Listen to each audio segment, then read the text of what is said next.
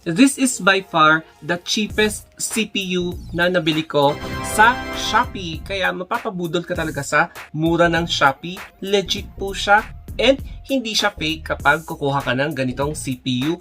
As good as new and matagal mo siyang gamitin. So ayan po yung price guys. Sa mga nagtatanong kung magkano nga ba siya, gaano siya ka-cheap. So ayan po.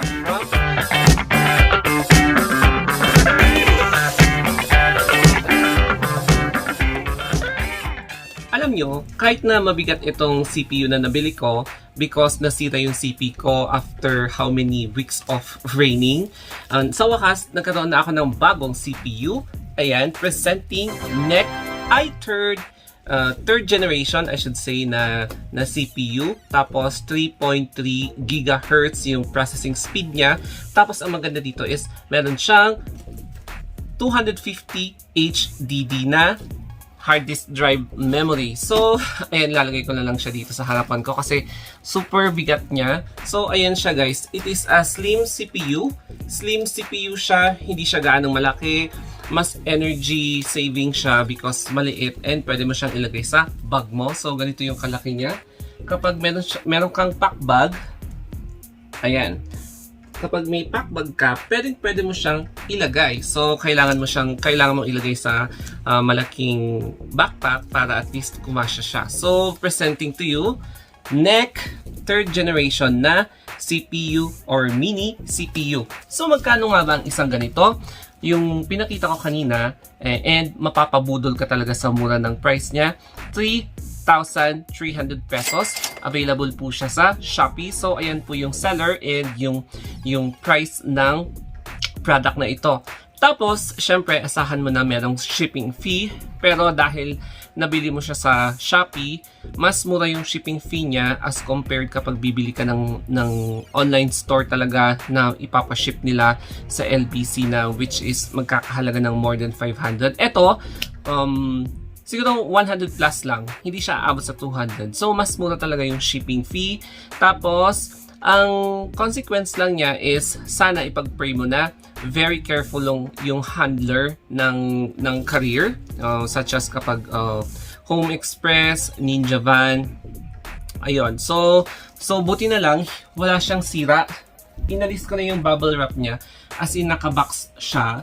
Tapos, meron siyang bubble wrap and meron siyang mga protective na gears na nilagay sa loob ng box para hindi masira ang CPU. So, in this part of the vlog, I'm going to showcase you kung saan ko siya nabili sa Shopee, tapos yung product description niya, as well as sa Lazada. Here it is, the Shopee na pinagbilhan ko ng CPU i3 third na 3220 3.3 GHz 4GB RAM with 250GB HDD free power cord. So, this is a medium, tama ba yun? Medium gaming CPU, NEC Slim CPU. So, i3 generation. Medyo mabilis yung kanyang gigahertz processing speed. And ang gusto ko dito is meron siyang free power cord and Intel Core i3 siya. So, dito makikita natin na budol siya. 3,300 pesos. Talaga naman super mura siya. And natutuwa ako because before it was yung mga ganitong price is umaabot sa 9,000. But now, nag-slash siya ng ganitong price. So, pwede ko siyang i-scroll up. So, ayan, yung condition niya. We are going to read yung product details niya. Product condition, used siya. Yes, used siya. Kasi, syempre in time naman is baka mag-mold siya, masisira ulit. So, bumili na lang ako ng second hand. So, assorted CPU, third generation, 4GB RAM, 250GB HDD, USB 3.0, tapos meron siyang LAN, meron siyang VGA. So, yung package niya, power cord system unit, tested, no repairs, good condition, 30 days warranty. So, ayan po guys. Mahirap kasi kapag magre-refund ka pag online mo siya binili. So, the buyer will shoulder the shipping fee, which hindi naman siya kamahalan yung shipping fee. We cannot monitor the handling of the logistics. So, buti na lang maingat yung nag-handle ng price ay ng CPU. So check whether brand or new or used product. So we always do our best to fulfill every order with customer. So andyan yung mga ratings niya, and ayan. So meron dito positive yung mga reviews niya. Ayan guys, yung mga reviews ng product. So masasabi ko dito na as in, hindi ako nagkamali na bumili ng ganitong product. So, ayan po yung price guys. Talagang mabubudol ka talaga and hindi ka masisisi sa pagbili mo ng price nito. Same here sa Lazada. So, aside from Shopee, I believe, ito din yung kanilang Lazada account. So, NEC Intel ay third generation na may 3.3 GHz mini CPU. So, Intel Core inside. Meron siyang freebies na power cord. So, ayan, yung second na picture, makikita nyo na meron siyang mga sockets sa likod. So, aside from the front, meron din sa likod. And then, Intel Core 3rd generation. So, ang maganda dito is meron din silang freebies na power cord. Intel HD Graphics. So, meron siyang Intel HD Graphics para mas mapadali yung video card, yung mga video resolution, mas maganda siya, mas magandang pang gaming. So, hindi slow yung internet mo or yung computer mo kapag nag-gaming ka. So, ayan din guys, aside from Shopee, meron din siyang Lazada. Siya na medyo magulo lang yung setup, pero ito yung power cord na free from the seller. So thank you very much for giving us free na power cord. Kaya naman it's time for us to assemble this computer. Sobrang bigat talaga ng CPU na ito. So it is, saan ba yun? Ayan. So ayoko munang alisin yung kanyang plastic, but anyway, ganyan.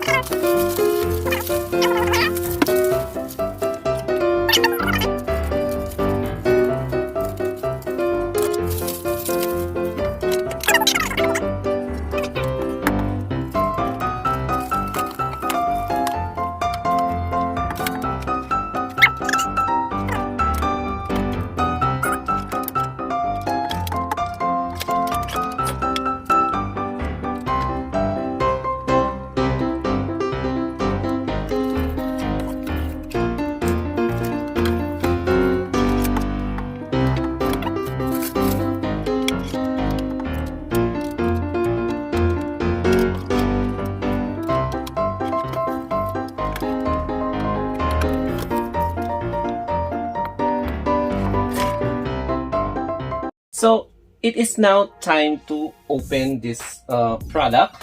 So, i-on natin siya dyan. So, naka-on na siya.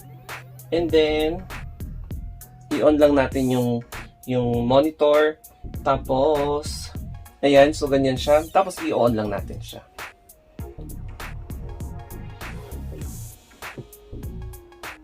So, it is NEC, NEC. I'm happy na meron ulit akong gagamitin na computer. So, ganyan siya, nag-on na siya. And, hintayin lang natin ng konting minutes. So, ayun, nagpa-process na siya. And, diba? Meron na ulit akong magagamit na computer. So, Team AMS. So, welcome. So, na-set up na siya, actually. Na-set up na siya. Tapos, ang unang bubungad sa inyo is yung kanyang yung mga desktop icons, tapos yung mga pwede mong gamitin na application. So it means tested and proven talaga siya, itong NEC Mate na 3rd generation na computer. So, as you can see here, meron siyang mga pre-installed items. Tapos, meron din siyang mga Windows, Microsoft Office na na-install na. Dadagdagan mo lang ng konti. So, meron siyang Google Chrome, meron siyang TeamViewer, meron din siyang Microsoft Edge, tapos yung mga ibang gaming na applications such as Garena, Plants vs. Zombies, Minecraft, ayan, Crossfire, Dota, ayan. And of course, may YouTube application siya. So, dito mo ma-determine kung legit talaga siya kapag nag-on. So, if ever we're going to open yung Microsoft, so Microsoft Word muna tayo, especially for me na nag-work na. So, kapag gusto mong mag-save ng file dito, ayan yung gagamitin mo, Microsoft Office Word. So, yes talaga, blank document kapag mag-open ka ng file, and then ganyan, i-minimize mo na lang siya. So, legit na legit talaga siya. And then, i-test natin yung connectivity niya sa internet. So, punta tayo sa Google Chrome. So, i-enter lang natin dito sa computer. So, ayan. Bali, dito yung keyboard. So, ang napalitan ko lang talaga is yung CPU. So, yan yung Google. So, magta-type ka, for example, is yung... Wait lang guys, hilain ko lang konti ito yung keyboard ko guys. So, umiilaw siya. And, maganda to pag gabi. So, ang ita-type natin is, for example, yahoo.com. So, or youtube.com. So, youtube.com.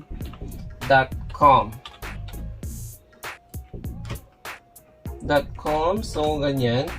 So, no internet. So, hindi siya nakakonect sa internet. Kaya, ikakabit ko lang siya. Wait lang, at isa-set up lang natin yung internet nito. Kinabit ko na sa modem yung internet. So, ayan. Gumagana na ulit siya. So, it is like this. Gumagana talaga yung internet niya. Connectivity-wise. Ganyan siya. Tapos, pwede kang mag-play dito. Wow, example dito. And then, tignan natin kung mabilis yung kanyang processing speed. Pati dito. So, habang nagpe-play siya dito, ayan, nagpe-play siya dito. And then, habang nagpe-play siya, dito is, pwede ka ulit mag-play dito. So, mabilis siya, no? Tinetest natin yung speed capacity niya. And dito is, ayan, nagpa-play din siya. And then, mag-open ulit tayo. So, yung speed niya talaga is mabilis. So, nasa third tab na tayo, no? And then, ayan. So, isa na naman. Ito-try natin kung, ito-test natin kung mabilis siya. So, nagpa-play din siya. Nagpa-play din dito. So, ayan. Magpa-play ulit tayo dito ng isa. So, nagpa-play siya. Nagpa-play din siya. Ayan, nagpa-play siya. Ayan. Pang 5th na tab. Tignan ulit natin kung mapapabilis yung speed niya. So, as you can see, talagang dapat nag-i-slow na siya. But this one is not. And, ayan. Nagpa-play na siya dito. 1, 2. Ayan, nagpa-play siya. Ito kasi is, para maniwala kayo na nagpa-play siya, let's have another song dito. Like, maghanap pa tayo ng isa. So, relaxing jazz. So, sa cartoons. Ayan, magpa-play tayo dito. Ayan, and ayan, no, nagpa-play sila sabay-sabay. So, madedetermine mo talaga na perfect, very fast yung kanyang speed. O yun, so na-close na natin. And, yes, hindi ako nagsisi na bumili ng very murang budol na ganitong CPU. So, if you love how I presented this product, mag-subscribe kayo for more. Tapos, mag-request din kayo kung ano pa yung mga next product na i-review ko. So, for just 3,300 pesos from Shopee and mas mura sa Lazada na 3,200 pesos, NEC third generation na 3.3 GHz with 250 na gigabyte na hard disk drive memory, tapos with free power cord. O, di ba? Saan ka pa? Kaya yes, hindi naman masama na bumili ng pre-owned na CPU for as long as you know how to handle it well. Kapag maalaga ka, pack na pack. Pero, yun nga lang, hindi mo may iwasan kapag like yung weather ngayon, medyo monsoon, tapos itutuloy pa ng monsoon hanggang October or even November. So, ayun guys lang, yun lang yung kalaban ko, yung moisture. So, hindi ko talaga mapipigilan yung moisture. Kapag nag-moist na siya, doon talaga siya nasisira. Doon ako nasisiraan ng mga appliances, pero hindi nasisiraan ng bait. Ayan guys, so subscribe my 2 YouTube channels if you love how I vlog. Again, this one, mga electronic products, mag-subscribe kayo, and don't forget to comment down below for your reactions, any feedbacks or suggestions. Tapos, reach me out in my Facebook page, Instagram, or Twitter, The Story of Anthony. So hanggang dito na lamang po guys. Thank you and have a wonderful day.